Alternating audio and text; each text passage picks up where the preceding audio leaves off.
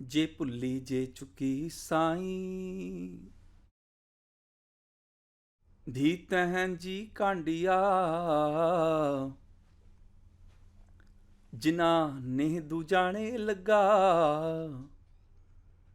ਝੂਰ ਮਰੋ ਸੇ ਵਾਂਡਿਆ। ਹਉ ਨਾ ਛੋਡੋ ਕੰਤ ਪਾਸਰਾ, ਸਦਾ ਰੰਗੀਲਾ ਲਾਲ ਪਿਆਰਾ, ਇਹ ਮਹਿੰਜਾ ਆਸਰਾ। ਹਉ ਨਾ ਛੋਡੂ ਕੰਤ ਪਾਸਰਾ, ਸਦਾ ਰੰਗੀਲਾ ਲਾਲ ਪਿਆਰਾ, ਇਹ ਮਹਿੰਜਾ ਆਸਰਾ। ਜਗਤ ਗੁਰੂ ਧੰਨ ਧੰਨ ਧੰਨ ਧੰਨ ਸਾਹਿਬ ਸ੍ਰੀ ਗੁਰੂ ਨਾਨਕ ਦੇਵ ਜੀ ਮਹਾਰਾਜ ਪਾਤਸ਼ਾਹ ਜੀ ਦੇ ਪਾਵਨ ਮੁਖਾਰਬਿੰਦ ਤੋਂ ਉਚਾਰਨ ਜਪਜੀ ਸਾਹਿਬ ਦੀ ਪਾਵਨ ਬਾਣੀ ਦੀ ਵਿਚਾਰ ਅਸੀਂ ਕਰ ਰਹੇ ਹਾਂ। ਅੱਜ 23ਵੀਂ ਪੌੜੀ ਤੋਂ ਸ਼ੁਰੂਆਤ ਹੋਣ ਜਾ ਰਹੀ ਹੈ। ਵਿਚਾਰ ਆਰੰਭ ਕਰਨ ਤੋਂ ਪਹਿਲਾਂ ਬਹੁਤ ਹੀ ਪਿਆਰ ਸਹਿਤ ਰਸ ਭਿੰਨੀ ਆਵਾਜ਼ ਵਿੱਚ ਫਤਿਹ ਬੁਲਾਓ ਜੀ। ਵਾਹਿਗੁਰੂ ਜੀ ਕਾ ਖਾਲਸਾ, ਵਾਹਿਗੁਰੂ ਜੀ ਕੀ ਫਤਿਹ।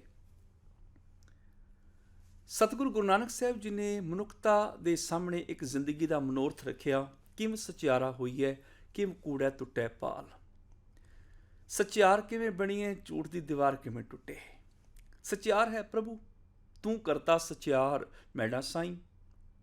ਭਾਵ ਰੱਬ ਵਰਗੇ ਕਿਵੇਂ ਹੋ ਜਾਈਏ, ਸਾਡੀ ਝੂਠ ਦੀ ਦੀਵਾਰ ਕਿਵੇਂ ਟੁੱਟ ਜਾਏ।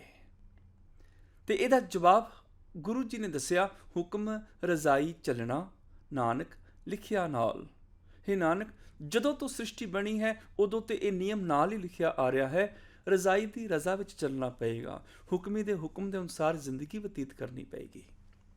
ਜਦੋਂ ਅਸੀਂ ਰੱਬੀ ਨਿਯਮਾਂ ਦੇ ਵਿੱਚ ਰੱਬੀ ਗੁਣਾਂ ਨੂੰ ਧਾਰਨ ਕਰਕੇ ਜ਼ਿੰਦਗੀ ਬਤੀਤ ਕਰਾਂਗੇ, ਸਾਡੇ ਜੀਵਨ ਵਿੱਚ ਸਚਿਆਰਤਾ ਆ ਜਾਏਗੀ। ਔਰ ਇਸ ਧਰਤੀ ਦਾ ਕੋਈ ਵੀ ਮਨੁੱਖ ਇਹ ਸੰਭਾਵਨਾ ਰੱਖਦਾ ਹੈ, ਹਰ ਮਨੁੱਖ ਦੇ ਅੰਦਰ ਇਹ ਪੋਸੀਬਿਲਿਟੀ ਹੈ ਕਿ ਉਹ ਸ਼ੁਭ ਗੁਣਾਂ ਨੂੰ ਜੀਵਨ ਵਿੱਚੋਂ ਪ੍ਰਗਟ ਕਰਕੇ ਸਚਿਆਰ ਬਣ ਸਕਦਾ ਹੈ। ਇਸੇ ਕਰਕੇ ਗੁਰੂ ਜੀ ਨੇ ਇਹ ਬਾਣੀ ਦਾ ਖਜ਼ਾਨਾ ਸਾਡੀ ਝੋਲੀ ਪਾਇਆ ਕਿ ਤੁਸੀਂ ਸਚਿਆਰ ਬਣੋ, ਤੁਸੀਂ ਬਣ ਸਕਦੇ ਹੋ। ਔਰ ਸਚਿਆਰ ਬਣਨ ਦੇ ਲਈ ਸਤਿਗੁਰੂ ਪਾਤਸ਼ਾਹ ਬਾਣੀ 'ਚ ਥਾਂ ਥਾਂ ਤੇ ਪ੍ਰੇਰਨਾ ਕਰ ਰਹੇ ਹਨ। ਅੱਜ ਗੁਰੂ ਨਾਨਕ ਸਾਹਿਬ ਜੀ ਸਾਡੇ ਜੀਵਨ ਤੇ ਮਹਿਰਾਮਤ ਕਰ ਰਹੇ ਹਨ। ਸਾਲਾਹੀ ਸਾਲਾਹ ਏਤੀ ਸੁਰਤ ਨਾ ਪਾਈਆ। ਸਾਲਾਹੀ ਭਾਵ ਸਲਾਹਣ ਯੋਗ, ਜਿਹਦੀ ਸਿਫਤ ਸਲਾਹ ਕਰਨੀ ਬਣਦੀ ਹੈ। ਸਲਾਹ, ਉਹਨੂੰ ਸਲਾਹ ਕੇ, ਉਹਨੂੰ ਯਾਦ ਕਰਕੇ, ਜਿਹੜਾ ਸਲਾਹਣ ਯੋਗ ਪ੍ਰਭੂ ਹੈ ਉਹਦੀ ਸਿਫਤ ਕਰਕੇ। ਏਤੀ ਸੁਰਤ ਨਾ ਪਾਈਆ, ਇੰਨੀ ਸਮਝ ਨਹੀਂ ਆਈ ਉਹ ਹੈ ਕਿੱਡਾ ਵੱਡਾ। ਸਿਫਤ ਸਲਾਹ ਉਹਦੀ ਕੀਤੀ, ਪਰ ਸਿਫਤ ਸਲਾਹ ਕਰਕੇ ਉਹਦਾ ਅੰਤ ਨਹੀਂ ਪਾਇਆ ਜਾ ਸਕਦਾ ਉਹ ਕਿੰਨਾ ਕੁ ਵੱਡਾ ਹੈ। ਹੁਣ ਜੇ ਸਿਫਤ ਕਰਕੇ, ਉਸ ਸਲਾਹਣਯੋਗ ਪ੍ਰਭੂ ਦੀ ਸਲਾਹ ਕਰਕੇ ਇੰਨੀ ਸਮਝ ਨਾ ਪਵੇ ਉਹ ਕਿੰਨਾ ਵੱਡਾ ਹੈ, ਫਿਰ ਅਸੀਂ ਉਹਦੀ ਸਿਫਤ ਸਲਾਹ ਕਰ ਹੀ ਕਿਉਂ ਰਹੇ ਹਾਂ, ਉਹਦੇ ਗੁਣਾਂ ਨੂੰ ਗਾ ਹੀ ਕਿਉਂ ਰਹੇ ਹਾਂ ਅਸੀਂ। ਇਹਦਾ ਕਾਰਨ ਕੀ ਹੈ? ਸਾਡੀ ਸਿਫਤ ਨਾਲ ਉਸ ਪ੍ਰਭੂ ਦਾ ਅੰਤ ਨਹੀਂ ਪੈਣਾ, ਪਰ ਹਾਂ ਉਹਦੇ ਗੁਣ ਸਾਡੇ ਜੀਵਨ 'ਚ ਜ਼ਰੂਰ ਆ ਜਾਣਗੇ। ਜਿਵੇਂ ਹਰ ਕੋਈ ਕਹਿੰਦਾ ਰੱਬ ਤੇ ਜੀ ਬਹੁਤ ਵੱਡਾ ਹੈ, ਬਹੁਤ ਵੱਡਾ ਹੈ। ਕਿੰਨਾ ਵੱਡਾ ਕਿਸੇ ਨੇ ਦੇਖਿਆ ਕੋਈ? ਜੀ ਸਾਡੇ ਮਾਤਾ ਪਿਤਾ ਨੇ ਸਾਨੂੰ ਦੱਸਿਆ ਹੈ, ਸਾਡੇ ਗੁਰੂ ਜੀ ਨੇ ਸਾਨੂੰ ਦੱਸਿਆ ਰੱਬ ਬਹੁਤ ਵੱਡਾ ਹੈ। ਗੁਰੂ ਜੀ ਆਖਦੇ ਨੇ ਦੇਖਿਆ, ਸੁਣ ਵੱਡਾ ਆਖੇ ਸਭ ਕੋਈ। ਸੁਣ ਕੇ ਹਰ ਕੋਈ ਕਹਿ ਦਿੰਦਾ ਰੱਬ ਬਹੁਤ ਵੱਡਾ ਹੈ। ਕੇਵਟ ਵੱਡਾ ਡੀਠਾ ਹੋਏ, ਉਹ ਕਿੰਨਾ ਵੱਡਾ ਕਿਸੇ ਨੇ ਦੇਖਿਆ? ਕੀਮਤ ਪਾਏ ਨਾ ਕਹਿਆ ਜਾਏ, ਨਾ ਉਹਦੀ ਕੀਮਤ ਪੈ ਸਕਦੀ ਹੈ, ਨਾ ਉਹਦਾ ਅੰਤ ਪਾਇਆ ਜਾ ਸਕਦਾ ਹੈ। ਪਰ ਗੁਰੂ ਜੀ ਆਖਦੇ ਨੇ ਤਾਂ ਵੀ ਉਹਦੇ ਗੁਣਾਂ ਨੂੰ ਗਾਈ, ਕਿਉਂਕਿ ਕਹਿਣੇ ਵਾਲੇ ਤੇਰੇ ਰਹੇ ਸਮਾਈ। ਜਿਹੜੇ ਉਹਦੇ ਗੁਣਾਂ ਦਾ ਗਾਇਨ ਕਰਦੇ ਨੇ ਉਹਦਾ ਰੂਪ ਹੋ ਜਾਂਦੇ ਨੇ। ਸਤਿਗੁਰੂ ਜੀ ਨੇ ਅੱਗੇ ਇੱਕ ਉਦਾਹਰਨ ਦਿੱਤੀ, ਕਿਸ ਤਰ੍ਹਾਂ? ਨਦੀਆਂ ਅਤੈ ਵਾਹ, ਭਵੇਂ ਸਮੁੰਦ ਨਾ ਜਾਣੀਐ। ਨਦੀਆਂ ਅਤੇ ਵਾਹ, ਵਾਹ ਦਾ ਇੱਥੇ ਅਰਥ ਹੈ ਵਹਿਣ, ਬਰਸਾਤੀ ਨਾਲੇ, ਬਰਸਾਤੀ ਦਰਿਆ। ਮੀਂਹ ਪੈਣ ਤੇ ਜਿਹੜੇ ਸੁੱਕੇ ਨਾਲੇ ਵਗ ਤੁਰਦੇ ਨੇ, ਨਦੀਆਂ ਮੈਨੇ ਦਰਿਆ ਜਿਹੜੇ ਵਗਦੇ ਨੇ। ਜਦੋਂ ਉਹ ਨਦੀਆਂ, ਉਹ ਦਰਿਆ ਭਵੇਂ ਸਮੁੰਦਰ 'ਚ ਜਾ ਪੈਂਦੇ ਨੇ, ਨਾ ਜਾਣੀਏ ਤਾਂ ਵੀ ਉਹ ਸਮੁੰਦਰ ਦਾ ਅੰਤ ਨਹੀਂ ਜਾਣ ਸਕਦੇ। ਨਾ ਜਾਣੀਏ ਤਾਂ ਵੀ ਉਹ ਵੱਖਰੇ ਨਹੀਂ ਜਾਣੇ ਜਾਂਦੇ। ਸਾਗਰ ਦਾ ਹੀ ਰੂਪ ਮੰਨੇ ਜਾਂਦੇ ਨੇ। ਜਦੋਂ ਕੋਈ ਦਰਿਆ ਕਿਸੇ ਸਾਗਰ ਦੇ ਚਰਨਾਂ ਨੂੰ ਛੂੰਹਦਾ ਹੈ, ਜਿੱਥੇ ਉਹਨੇ ਚਰਨਾਂ ਨੂੰ ਛੋਇਆ ਉੱਥੇ ਉਹਦੀ ਹੋਂਦ ਮਿਟ ਗਈ, ਸਾਗਰ ਰਹਿ ਗਿਆ।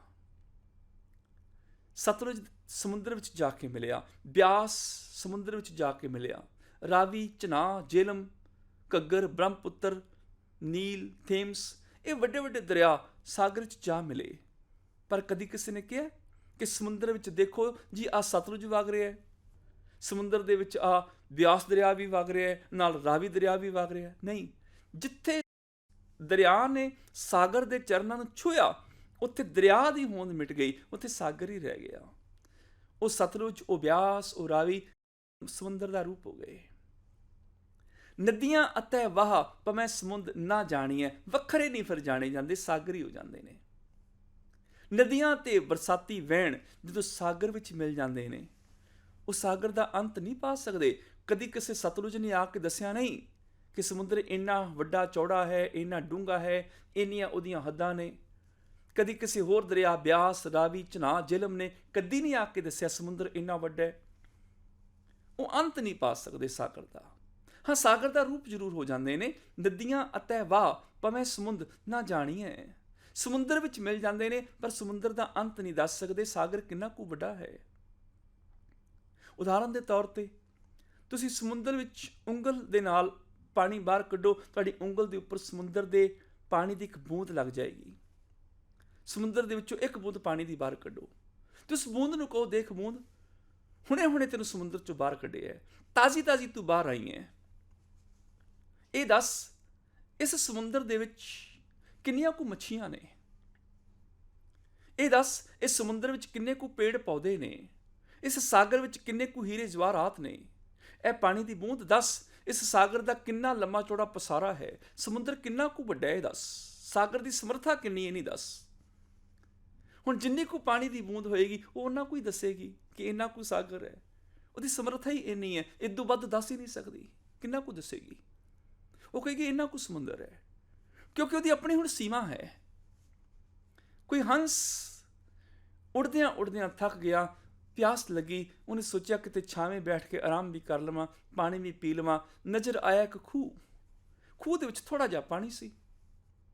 ਹੰਸ ਖੂਹ ਵਿੱਚ ਉਤਰ ਆਇਆ, ਅਜੇ ਪਾਣੀ ਪੀ ਹੀ ਰਿਹਾ, ਉਸ ਖੂਹ ਦਾ ਡੱਡੂ ਛਾਲ ਮਾਰ ਕੇ ਹੰਸ ਦੇ ਸਾਹਮਣੇ ਆਇਆ। ਆਂਦਿਆਂ ਸਾਰ ਉਹਨੇ ਸਵਾਲ ਕੀਤਾ, ਭਾਈ ਸਾਹਿਬ ਤੁਸੀਂ ਕੌਣ? ਉਹ ਕਹਿਣ ਲੱਗਾ, ਮੈਂ ਹੰਸ। ਕਹਿਣ ਲੱਗਾ, ਪਰਦੇਸੀ ਲੱਗਦੇ ਹੋ, ਕਿਸ ਦੇਸ਼ ਤੋਂ ਆਏ ਹੋ? ਕਹਿਣ ਲੱਗਾ, ਮੇਰਾ ਦੇਸ਼ ਮਾਨ ਸਰੋਵਰ ਸਾਗਰ ਹੈ, ਮੇਰਾ ਘਰ ਸਮੁੰਦਰ ਹੈ। ਥੱਕ ਗਿਆ ਸਾਂ, ਸੋਚਿਆ ਥੋੜਾ ਆਰਾਮ ਵੀ ਕਰ ਲਵਾਂ, ਥੋੜਾ ਪਾਣੀ ਪੀ ਲਵਾਂ। ਉਹ ਡੱਡੂ ਆਖਦੇ, ਤੁਹਾਡਾ ਘਰ ਕਿੰਨਾ ਕੁ ਵੱਡਾ ਹੈ? ਤੁਹਾਡਾ ਸਮੁੰਦਰ ਕਿੰਨਾ ਕੁ ਵੱਡਾ? ਕਹਿਣ ਲੱਗਾ, ਬਹੁਤ ਵੱਡਾ। ਉਸ ਡੱਡੂ ਨੇ ਇੱਕ ਛਾਲ ਮਾਰੀ, ਕਹਿਣ ਲੱਗਾ, ਇੰਨਾ ਵੱਡਾ ਹੈ ਤੁਹਾਡਾ ਘਰ? ਉਹ ਹੰਸ ਆਖਦੇ ਨੇ, ਤੇ ਬਹੁਤ ਵੱਡਾ ਹੈ, ਸਮੁੰਦਰ ਤੇ ਬਹੁਤ ਵੱਡਾ ਹੈ।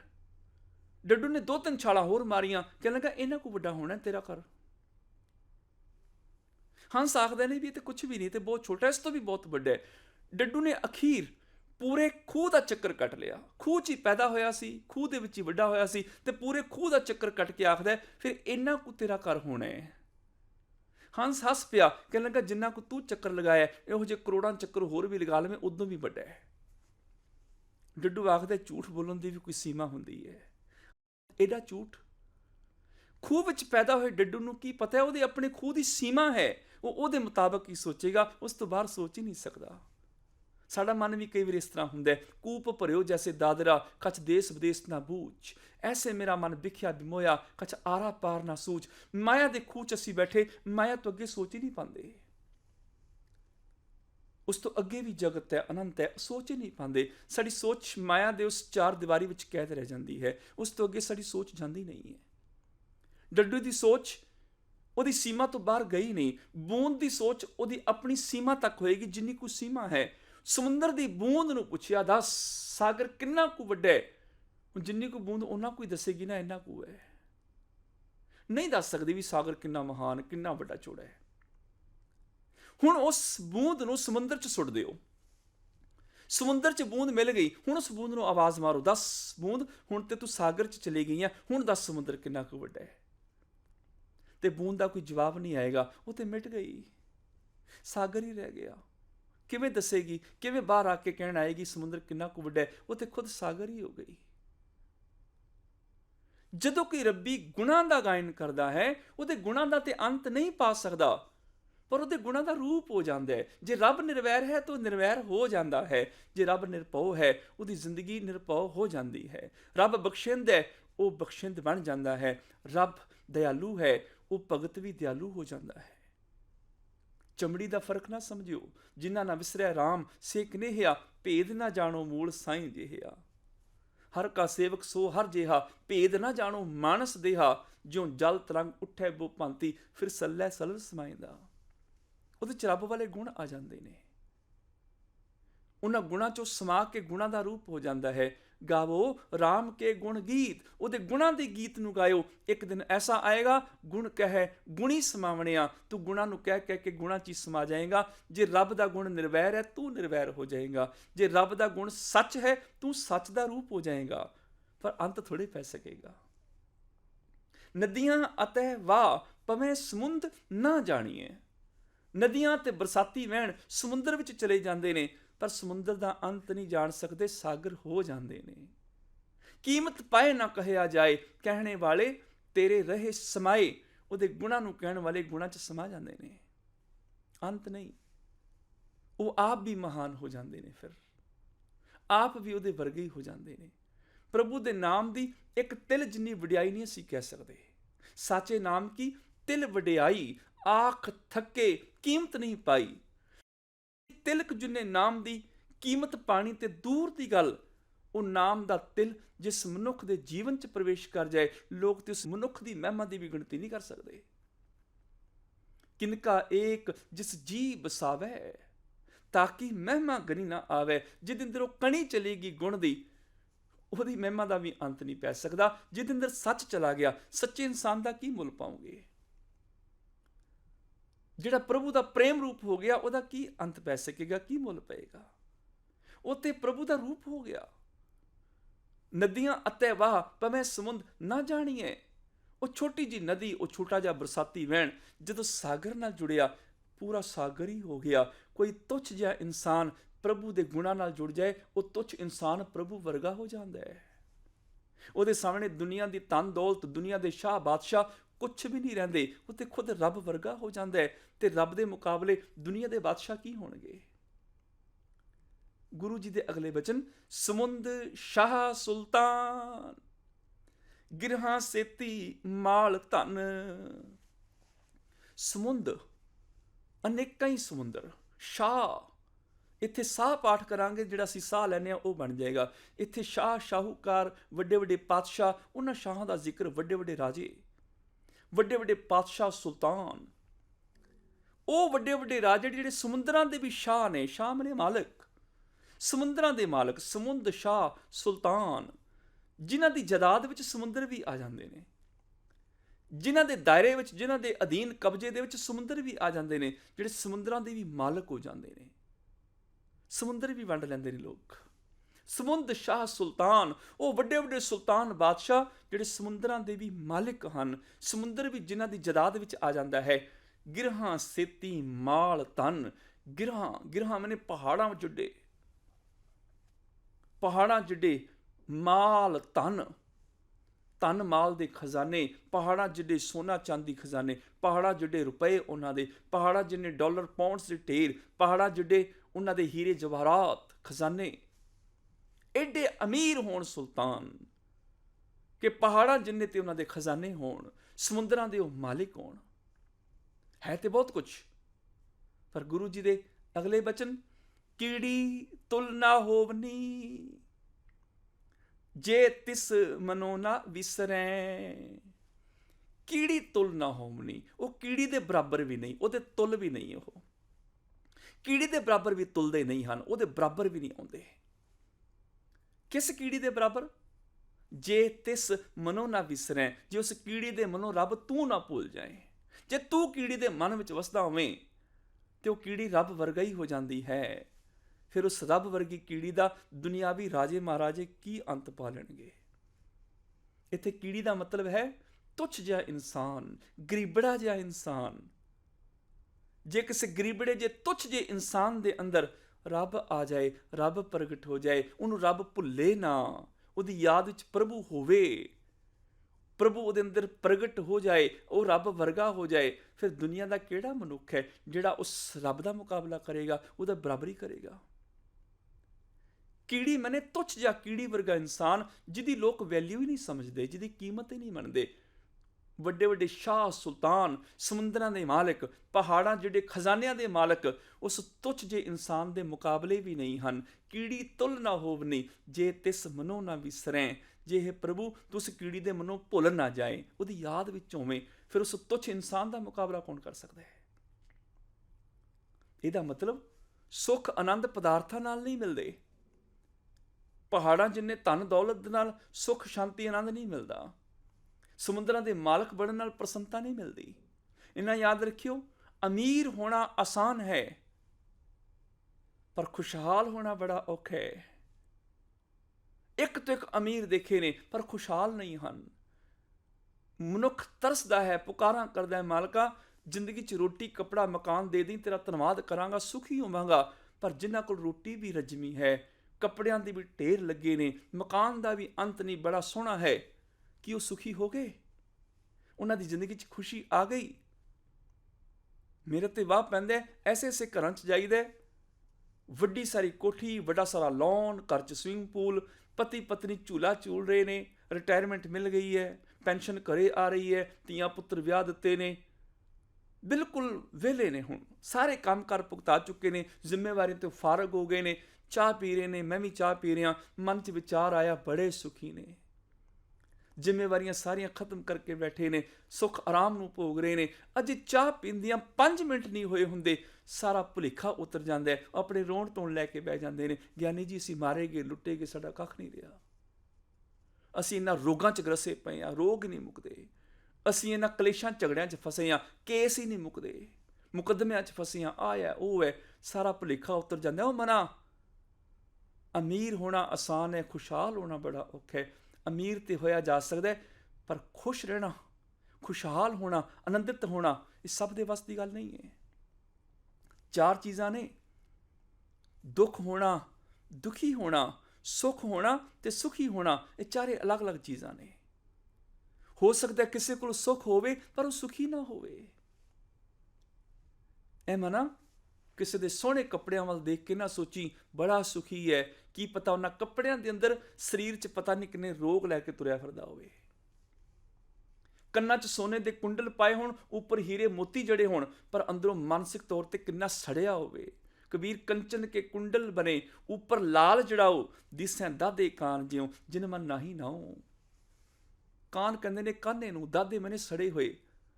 ਜਿਨ੍ਹਾਂ ਨੇ ਕਾਨੇ ਦੇਖੇ ਨੇ ਪੰਜਾਬ ਦੀ ਧਰਤੀ ਤੇ ਖੇਤਾਂ ਵਿੱਚ, ਉਹ ਕਾਨੇ ਸੋਨੇ ਵਾਂਗੂ ਚਮਕਦੇ ਨੇ ਸੜੇ ਹੋਏ, ਪਰ ਜਦੋਂ ਤੋੜ ਕੇ ਦੇਖੀਦਾ ਅੰਦਰੋਂ ਸਵਾਹ ਨਿਕਲਦੀ ਹੈ। ਬਾਹਰੋਂ ਸੋਨੇ ਵਾਂਗੂ ਚਮਕਦੇ ਨੇ, ਅੰਦਰ ਚਿੰਤਾ ਫਿਕਰਾਂ ਦੀ ਸਵਾਹ ਸੜੇ ਪਏ ਨੇ, ਅੰਦਰੋਂ ਸੜੇ ਹੋਏ ਨੇ, ਅੰਦਰ ਸਟ੍ਰੈਸ ਦੀ, ਤਣਾਅ ਦੀ ਸਵਾਹ ਭਰੀ ਹੋਈ ਹੈ। ਦਿਸੈਂ ਦਾਦੇ ਕਾਨ ਜਿਉਂ, ਦਾਦੇ ਕਾਨ ਮੈਨੇ ਸੜੇ ਹੋਏ ਕਾਨੇ ਦੀ ਤਰ੍ਹਾਂ ਨਜ਼ਰ ਆਉਂਦੇ ਨੇ, ਬਾਹਰੋਂ ਸੋਨੇ ਵਾਂਗ ਚਮਕਦੇ ਨੇ, ਅੰਦਰ ਸਵਾਹ ਭਰੀ ਹੋਈ ਹੈ। ਸੁੱਖ ਹੈ, ਸੁਖੀ ਨਹੀਂ ਹਨ। ਜੀਵਨ ਦੇ ਵਿੱਚ ਸੁੱਖ ਹੋਣਾ ਹੋਰ, ਸੁਖੀ ਹੋਣਾ ਹੋਰ ਚੀਜ਼ ਹੈ।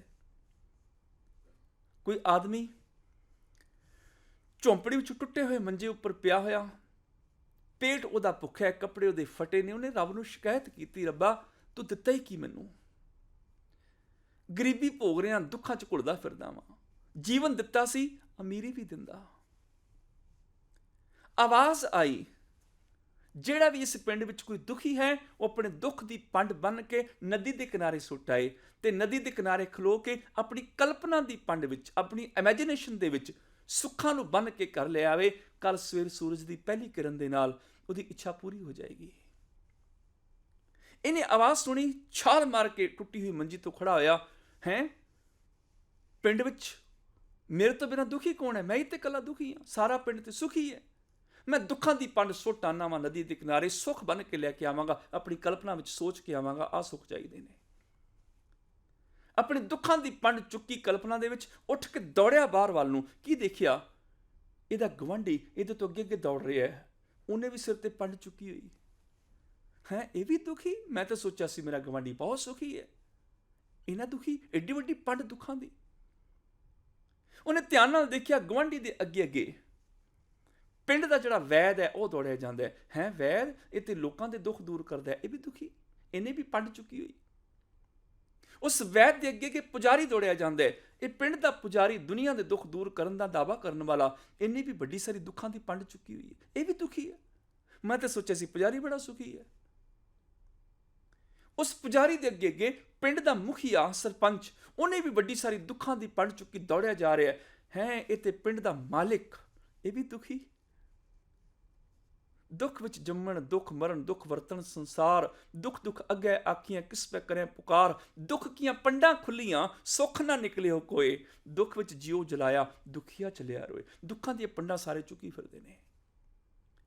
ਇਹਨੇ ਆਪਣੀ ਕਲਪਨਾ ਦੀ ਬੰਨੀ ਪੰਡ ਦੁੱਖਾਂ ਦੀ ਸੁੱਟੀ, ਆਪਣੀ ਕਲਪਨਾ ਦੀ ਪੰਡ ਵਿੱਚ 5 ਸੁੱਖ ਬੰਨ ਲਏ। ਮਾਲਕਾ, ਮੇਰੀ 2 ਮੰਜ਼ਲਾ ਕੋਠੀ ਹੋਵੇ, 4 ਲੱਖ ਰੁਪਇਆ ਕੈਸ਼ ਹੋਵੇ, ਮੇਰੇ ਘਰ ਵਿੱਚ ਸਵਿਮਿੰਗ ਪੂਲ ਹੋਵੇ, ਮੇਰੇ ਘਰ ਦੇ ਵਿੱਚ ਵੱਡਾ ਸਾਰਾ ਲੌਨ ਹੋਵੇ, ਮੇਰੇ ਕੋਲ ਇੱਕ ਨਵੀਂ ਨਕੋਰ ਗੱਡੀ ਹੋਵੇ। ਇਹਨੇ ਆਪਣੀ ਕਲਪਨਾ ਦੀ ਪੰਡ ਵਿੱਚ 5 ਸੁੱਖ ਬੰਨ ਲਏ। ਘਰ ਆਇਆ, ਉਸ ਟੁੱਟੀ ਹੋਈ ਮੰਜੀ ਤੇ ਲੇਟ ਗਿਆ, ਨੀਂਦ ਆ ਗਈ। ਸਵੇਰ ਹੋਈ, ਸੂਰਜ ਚੜਿਆ, ਅੱਖ ਖੁੱਲੀ, ਕੀ ਦੇਖਦਾ ਹੈ? 2 ਮੰਜ਼ਲਾ ਆਲੀਸ਼ਾਨ ਕੋਠੀ 'ਚ ਪਿਆ ਹੋਇਆ ਹੈ। ਹੈਰਾਨ ਹੋਇਆ, ਤੜਪ ਕੇ ਉੱਠਿਆ, ਆਪਣੇ ਆਪ ਨੂੰ ਚੁੰਡੀ ਵੱਢ ਕੇ ਦੇਖਿਆ, ਕਿਤੇ ਸੁਪਨਾ ਹੀ ਤੇ ਨਹੀਂ, ਸੱਚ ਹੈ। ਛਾਲ ਮਾਰ ਕੇ ਖੜਾ ਹੋਇਆ, ਕੀ ਦੇਖਿਆ? ਟੇਬਲ ਦੇ ਉੱਪਰ 4 ਲੱਖ ਰੁਪਇਆ ਕੈਸ਼ ਪਿਆ ਹੋਇਆ ਹੈ। ਵਾਹ ਮਾਲਕਾ, ਮੇਰੀਆਂ 2 ਇੱਛਾਵਾਂ ਪੂਰੀਆਂ ਹੋ ਗਈਆਂ। ਖੁਸ਼ੀ 'ਚ ਉੱਠ ਕੇ ਨੱਚਣਾ ਸ਼ੁਰੂ ਕਰ ਦਿੱਤਾ। ਬਾਹਰ ਨੂੰ ਦੌੜਿਆ, ਕੀ ਦੇਖਦਾ? ਵੱਡਾ ਸਾਰਾ ਲੌਨ, ਵੱਡਾ ਸਾਰਾ ਸਵਿਮਿੰਗ ਪੂਲ। ਖੁਸ਼ ਹੋ ਗਿਆ, ਵਾਹ ਮੇਰੀਆਂ 4 ਕਲਪਨਾਵਾਂ ਸਾਕਾਰ ਹੋ ਗਈਆਂ, ਮੈਂ ਕਿੰਨਾ ਸੁਖੀ ਹਾਂ। ਗੇਟ ਵੱਲ ਨਜ਼ਰ ਮਾਰੀ, ਮੇਨ ਗੇਟ ਦੇ ਅੰਦਰ ਨਵੀਂ ਨਕੋਰ ਕਾਰ ਖੜੀ ਹੋਈ ਹੈ। 5 ਇੱਛਾਵਾਂ ਪੂਰੀਆਂ ਹੋ ਗਈਆਂ। ਅੱਖਾਂ 'ਚ ਆਂਸੂ ਆ ਗਏ। ਮਾਲਕਾ, ਅੱਜ ਤੋਂ ਬਾਅਦ ਮੈਂ ਕਦੀ ਸ਼ਿਕਾਇਤ ਨਹੀਂ ਕਰਾਂਗਾ, ਮੈਂ ਦੁਖੀ ਹਾਂ। ਸਭ ਕੁਝ ਦੇ ਦਿੱਤਾ, ਭੋਜਨ, ਖਾਣ ਪੀਣ, ਪਦਾਰਥ, ਜ਼ਿੰਦਗੀ ਦੀਆਂ ਸਾਰੀਆਂ ਲੋੜਾਂ ਪੂਰੀਆਂ ਕਰ ਦਿੱਤੀਆਂ।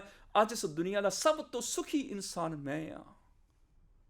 ਖੁਸ਼ੀ ਵਿੱਚ ਨੱਚਣ ਲੱਗ ਪਿਆ, ਨਾਲ ਨਾਲ ਸ਼ੁਕਰ ਕਰ ਰਿਹਾ, ਰੋ ਰਿਹਾ, ਮਾਲਕਾ ਮੈਂ ਸੱਚਮੁੱਚ ਦੁਨੀਆ ਦਾ ਸਭ ਤੋਂ ਸੁਖੀ ਇਨਸਾਨ ਹਾਂ। ਅੱਜ ਮੈਨੂੰ ਕਿਸੇ ਚੀਜ਼ ਦੀ ਕਮੀ ਨਹੀਂ, ਸਾਰੀਆਂ ਲੋੜਾਂ ਤੂੰ ਮੇਰੀਆਂ ਪੂਰੀਆਂ ਕਰ ਦਿੱਤੀਆਂ। ਖੁਸ਼ੀ ਵਿੱਚ ਨੱਚਦਿਆਂ ਨੱਚਦਿਆਂ ਮਨ 'ਚ ਵਿਚਾਰ ਆਈ, ਇਹ ਖਬਰ ਗੁਆਂਢੀ ਨੂੰ ਵੀ ਦੇ ਆਵਾਂ। ਉੱਠ ਕੇ ਗੁਆਂਢ ਵੱਲ ਨੂੰ ਦੌੜਿਆ, ਕੀ ਦੇਖਦਾ? ਗੁਆਂਢੀ ਦੇ ਗੇਟ 'ਚ 2 ਨਵੀਆਂ ਨਕੋਰ ਖੜੀਆਂ। ਮੱਥੇ ਤੇ ਹੱਥ ਮਾਰਿਆ, ਓਹੋ, ਮੈਂ 1 ਕਾਰ ਮੰਗੀ ਨੇ 2 ਮੰਗ ਲਈਆਂ। ਗੁਆਂਢੀ ਦੇ ਘਰ ਵੱਲ ਨਜ਼ਰ ਪਈ, 4 ਮੰਜ਼ਲਾ ਕੋਠੀ, ਓਹੋ, ਮੈਂ 2 ਮੰਜ਼ਲਾ ਮੰਗੀਆਂ ਨੇ 4 ਮੰਜ਼ਲਾ ਮੰਗ ਲਈਆਂ। ਮੈਂ 4 ਲੱਖ ਮੰਗਿਆ ਨੇ, ਜ਼ਰੂਰ 8 ਲੱਖ ਮੰਗਿਆ ਹੋਏਗਾ, 4 ਕਦਮ ਮੇਰੇ ਤੋਂ ਅੱਗੇ ਹੀ ਇਹ। ਉਸੇ ਪਲ ਦੁਖੀ ਹੋ ਗਿਆ। ਸੁੱਖ ਹੈ, ਹੁਣ ਸੁਖੀ ਨਹੀਂ ਹੈ। ਪਰ ਇਹ, ਜੇ ਅਸੀਂ ਇਹ ਸੁੱਖ ਦੀ ਪਰਿਭਾਸ਼ਾ ਦੇਖਾਂਗੇ ਨਾ, ਕਿ ਜੇ ਗੁਆਂਢੀ ਦੁਖੀ ਤੇ ਸੁਖੀ, ਫਿਰ ਇਸ ਤਰ੍ਹਾਂ ਹੋਏਗਾ, ਉਹ ਬੰਦਾ ਸੰਸਾਰ ਦਾ ਸਭ ਤੋਂ ਵੱਡਾ ਦੁਖੀ ਆਦਮੀ ਹੈ ਜਿਹਦੇ ਦੋਨੋਂ ਗੁਆਂਢੀ ਸੁਖੀ ਨੇ। ਤੇ ਸੁਖੀ ਕੌਣ ਹੈ? ਉਹ ਬੰਦਾ ਸੰਸਾਰ ਦਾ ਸਭ ਤੋਂ ਸੁਖੀ ਇਨਸਾਨ ਹੈ ਜਿਹਦੇ ਦੋਨੋਂ ਗੁਆਂਢੀ ਦੁਖੀ ਨੇ। ਫਿਰ ਇਹੀ ਪਰਿਭਾਸ਼ਾ ਦੇਣੀ ਪਏਗੀ ਨਾ, ਸੁੱਖ ਹੈ ਪਰ ਸੁਖੀ ਨਹੀਂ ਹਨ। ਇਹ ਵੀ ਹੋ ਸਕਦਾ ਦੁੱਖ ਹੋਵੇ ਪਰ ਦੁਖੀ ਕੋਈ ਨਾ ਹੋਵੇ। ਮੀਰ ਮੰਨੂ ਦੀ ਕੈਦ ਵਿੱਚ ਸਿੱਖ ਬੀਬੀਆਂ ਨੇ, ਉਹਨਾਂ ਤੇ ਜ਼ੁਲਮ ਕੀਤਾ ਜਾ ਰਿਹਾ ਹੈ। ਅੱਧੀ ਰੋਟੀ, 1 ਪਾਣੀ ਦਾ ਪਿਆਲਾ ਸਾਰਾ ਦਿਨ ਮਿਲਦਾ ਹੈ। ਅੰਤਾਂ ਦੀ ਗਰਮੀ 'ਚ 1.25 ਮਣ ਦਾਣੇ ਰੋਜ਼ ਪੀਸਣੇ ਪੈਂਦੇ ਨੇ। ਕੋਈ ਮਾਤਾ ਰੁਕ ਜਾਂਦੀ ਹੈ, ਬੈਂਤ ਪੈਂਦੇ ਨੇ, ਚਾਬੁਕ ਮਾਰਿਆ ਜਾਂਦਾ ਹੈ, ਪਿੱਠ ਦੀ ਚਮੜੀ ਉਧੜ ਜਾਂਦੀ, ਖੂਨ ਹੋ ਜਾਂਦਾ ਹੈ। ਪਰ ਉਹ ਅਰਦਾਸ ਕਰਦੀਆਂ ਨੇ ਸ਼ਾਮ ਨੂੰ, ਤੇਰੇ ਪਾਣੀ 'ਚ ਸਾਡਾ 4 ਪੈਰ ਦਿਨ ਬੜੇ ਸੁੱਖ ਦਾ ਬਤੀਤ ਹੋਇਆ ਹੈ। ਪਹਿਰੇਦਾਰਾਂ ਨੇ ਸੁਣਿਆ, ਨੇ ਖਬਰ ਅੱਗੇ ਪਹੁੰਚਾ ਦਿੱਤੀ। ਮੀਰ ਮੰਨੂ ਆਖਦਾ, ਮੈਂ ਦੁਖੀ ਕਰਾਂਗਾ, ਬਜ਼ੁਰਗ ਔਰਤਾਂ ਦੀਆਂ ਛਾਤੀਆਂ ਤੇ ਪੱਥਰ ਧਰ ਦਿਓ, ਉਹ ਤੜਫ ਕੇ ਮਰਨਗੀਆਂ, ਬਾਕੀ ਦੁਖੀ ਹੋ ਜਾਣਗੀਆਂ। ਬਜ਼ੁਰਗ ਔਰਤਾਂ ਦੀਆਂ ਛਾਤੀਆਂ ਤੇ ਪੱਥਰ ਰੱਖੇ, ਪਸਲੀਆਂ ਸਾਰਾ ਦਿਨ ਕੜਕਦੀਆਂ ਰਹੀਆਂ। ਉਹ ਬਜ਼ੁਰਗ ਔਰਤਾਂ ਇੱਕ ਇੱਕ ਕਰਕੇ ਦਮ ਤੋੜਦੀਆਂ ਗਈਆਂ। ਜਿਹੜੀਆਂ ਨੌਜਵਾਨ ਬੈਠੀਆਂ ਹੋਈਆਂ ਨੇ, ਉਹਨਾਂ ਸ਼ਾਮ ਫਿਰ ਅਰਦਾਸ ਕੀਤੀ, ਮਾਲਕਾ ਤੇਰੇ ਪਾਣੀ 'ਚ ਸਾਡਾ 4 ਪੈਰ ਦਿਨ ਬੜੇ ਸੁੱਖ ਦਾ ਬਤੀਤ ਹੋਇਆ ਹੈ। ਪਹਿਰੇਦਾਰ ਨੇ ਫਿਰ ਖਬਰ ਪਹੁੰਚਾਈ, ਤੂੰ ਦੁਖੀ ਨਹੀਂ ਕਰ ਸਕਿਆ, ਦੁੱਖ ਬੜਾ ਪਰ ਦੁਖੀ ਨਹੀਂ ਕਰ ਸਕਿਆ। ਅਗਲੇ ਦਿਨ ਮੀਰ ਮੰਨੂ ਆਪ ਆਇਆ, ਉਹਨਾਂ ਬੱਚਿਆਂ ਨੂੰ ਖੋਹ ਕੇ ਅਸਮਾਨ 'ਚ ਉਛਾਲਿਆ, ਥੱਲੇ ਨੇਜ਼ੇ ਰੱਖ ਕੇ ਉਹਨਾਂ ਬੱਚਿਆਂ ਨੂੰ ਨੇਜ਼ਿਆਂ 'ਚ ਪਰੋਇਆ, ਤੜਫਦਿਆਂ ਨੂੰ ਕੱਢ ਕੇ ਤਲਵਾਰ ਨਾਲ ਟੁਕੜੇ ਕਰਕੇ ਹਾਰ ਬਣਾਏ। ਉਹਨਾਂ ਨੂੰ ਕਿਹਾ, ਤੁਸੀਂ ਗੁਰੂ ਗੋਬਿੰਦ ਸਿੰਘ ਦੀ ਧੀਆਂ ਹੋ? ਉਹਨਾਂ ਕਿਹਾ, ਹਾਂ, ਕਲਗੀਧਰ ਦੀਆਂ ਬੱਚੀਆਂ ਵਾਂ। ਉਹਨਾਂ ਜ਼ਾਲਮਾਂ ਕਹਿਣਾ, ਸਿਰ ਅੱਗੇ ਕਰੋ, ਸਨਮਾਨ ਕਰੀਏ। ਅੱਜ ਵਾਂਗ ਸਰੋਪੇ ਨਹੀਂ ਸੀ ਮਿਲਦੇ। ਸਿਰ ਅੱਗੇ ਕੀਤਾ, ਉਹਨਾਂ ਦੇ ਬੱਚਿਆਂ ਦਾ ਟੁਕੜਿਆਂ ਵਾਲਾ ਹਾਰ ਗਲੇ 'ਚ ਪਾ ਦਿੱਤਾ। ਝੋਲੀਆਂ ਖੂਨ ਨਾਲ ਲੱਥ-ਪੱਥ ਨੇ। ਸ਼ਾਮ ਨੂੰ ਉਹਨਾਂ ਅਰਦਾਸ ਕੀਤੀ, ਹੇ ਸਤਿਗੁਰੂ ਤੇਰੇ ਪਾਣੀ 'ਚ ਸਾਡਾ 4 ਪਹਿਰ ਦਿਨ ਬੜੇ ਸੁੱਖ ਦਾ ਬਤੀਤ ਹੋਇਆ ਹੈ। ਕਿਰਪਾ ਕਰੀ ਸਾਡੇ ਤਨ ਦੇ ਬੇਸ਼ੱਕ ਟੁਕੜੇ ਹੋ ਜਾਣ, ਅਸੀਂ ਸਿੱਖੀ ਸਿਦਕ ਤੁਕ ਦੀ ਡੋਲੀਏ ਨਾ। ਦੁੱਖ ਤੇ ਹੈ ਪਰ ਉਹ ਦੁਖੀ ਨਹੀਂ ਹਨ। ਜੋ ਨਰ ਦੁੱਖ ਮੈਂ ਦੁੱਖ ਨਹੀਂ ਮੰਨੇ, ਹੈ ਦੁੱਖ ਦੇ ਵਿੱਚ ਮੰਦਾ ਨਹੀਂ ਹੈ। ਧਰਮੀ ਨੂੰ ਇਹ ਨਹੀਂ ਦੁੱਖ ਨਹੀਂ ਆਉਂਦਾ, ਆਉਂਦਾ ਹੈ ਪਰ ਦੁਖੀ ਨਹੀਂ। ਉਹ ਤੇ ਇਹ ਗੱਲ ਆਖਦਾ, ਜੇ ਸੁਖ ਦੇ ਤਾਂ ਤੁਝੇ ਅਰਾਧੀ ਤਾਂ ਵੀ ਮੈਂ ਤੇਰੀ ਸਿਫਤ ਕਰਾਂਗਾ। ਜੇ ਸੁਖ ਦੇ ਤਾਂ ਤੁਝੇ ਅਰਾਧੀ, ਦੁੱਖ ਵੀ ਤੁਝੇ ਧਿਆਈ। ਜੇ ਭੁੱਖ ਦੇ ਤਾਂ ਇਥੇ ਹੀ ਰਾਜਾਂ, ਦੁੱਖ ਵਿੱਚ ਸੁਖ ਮਨਾਈ। ਤੂੰ ਦੁੱਖ ਦੇਂਗਾ, ਮੈਂ ਦੁੱਖ ਵਿੱਚ ਵੀ ਸੁਖੀ ਰਵਾਂਗਾ। ਗੱਲ ਅਮੀਰੀ ਦੀ ਨਹੀਂ, ਖੁਸ਼ਹਾਲੀ ਦੀ ਹੈ। ਹੋ ਸਕਦਾ ਹੈ ਕੋਈ ਵੱਡੇ ਮਹਿਲਾਂ 'ਚ ਰਹਿ ਕੇ ਵੀ ਦੁਖੀ ਹੋਵੇ, ਹੋ ਸਕਦਾ ਕੋਈ ਝੌਂਪੜੀ ਵਿੱਚ ਰਹਿ ਕੇ ਵੀ ਖੁਸ਼ ਹੋਵੇ। ਜਦੋਂ ਰੱਬੀ ਗੁਣ ਸਦਾ ਚਿਤ ਆਨੰਦ ਜੀਵਨ 'ਚ ਵਸ ਜਾਂਦਾ ਹੈ, ਉਦੋਂ ਸੁੱਖ ਤੇ ਆਨੰਦ ਜੀਵਨ ਵਿੱਚ ਪ੍ਰਗਟ ਹੋ ਜਾਂਦਾ ਹੈ। ਕੀੜੀ ਤੁਲ ਨਾ ਹੋਵਨੀ ਜੇ ਤਿਸ ਮਨੋਂ ਨਾ ਵਿਸਰੈ। ਹੇ ਪ੍ਰਭੂ, ਜਿਸ ਕੀੜੀ ਦੇ ਮਨੋਂ ਤੂੰ ਨਾ ਭੁੱਲੇ ਤੇ ਉਸ ਕੀੜੀ ਦੇ ਤੁਲ ਵੀ ਵੱਡੇ ਵੱਡੇ ਬਾਦਸ਼ਾਹ ਨਹੀਂ ਹੋ ਸਕਦੇ। ਭਾਵ ਉਸ ਤੁੱਛ ਇਨਸਾਨ ਦੇ ਮੁਕਾਬਲੇ ਵੀ ਵੱਡੇ ਵੱਡੇ ਬਾਦਸ਼ਾਹ ਨਹੀਂ ਹੋ ਸਕਦੇ। ਜਿਨ੍ਹਾਂ ਦੇ ਅੰਦਰ ਤੂੰ ਵਸ ਜਾਂਦਾ ਹੈ, ਉਹ ਸੁਖੀ ਤੇ ਆਨੰਦਿਤ ਹੋ ਜਾਂਦੇ ਨੇ। ਨਾਨਕ ਭਗਤਾਂ ਸਦਾ ਵਿਗਾਸ, ਸੁਣਿਆ ਦੁੱਖ ਪਾਪ ਕਾ ਨਾਸ। ਉਹਨਾਂ ਦੀ ਜ਼ਿੰਦਗੀ 'ਚ ਖੇੜਾ ਆਨੰਦ ਪੈਦਾ ਹੋ ਜਾਂਦਾ ਹੈ। ਜਿਨ੍ਹਾਂ ਦੇ ਅੰਦਰ ਤੂੰ ਆ ਕੇ ਵਸ ਜਾਂਦਾ ਹੈ, ਫਿਰ ਉਹਦਾ ਮੁਕਾਬਲਾ ਦੁਨੀਆ ਦੀ ਧਨ ਦੌਲਤ, ਉਹਦਾ ਧਨ ਦੌਲਤਾਂ ਦੇ ਮਾਲਿਕ ਉਹਦਾ ਮੁਕਾਬਲਾ ਨਹੀਂ ਕਰ ਸਕਦੇ। ਹੋਈਆਂ ਭੁੱਲਾਂ ਖਿਮਾ। ਫਤਿਹ ਬੁਲਾਓ ਜੀ। ਵਾਹਿਗੁਰੂ ਜੀ ਕਾ ਖਾਲਸਾ, ਵਾਹਿਗੁਰੂ ਜੀ ਕੀ ਫਤਿਹ।